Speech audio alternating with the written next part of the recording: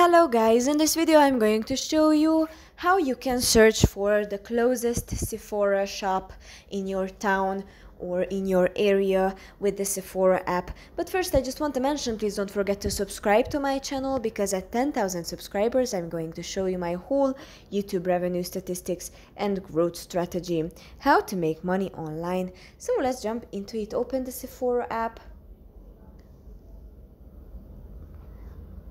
Then on the bottom you can see shops in the middle. You tap on it and you have to allow to the app to use your location.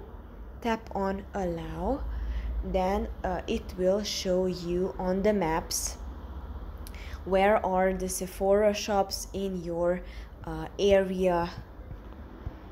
For example, here is one. Then there is another one. You can see the list and services here. That's pretty much for this video. I hope it was helpful for you.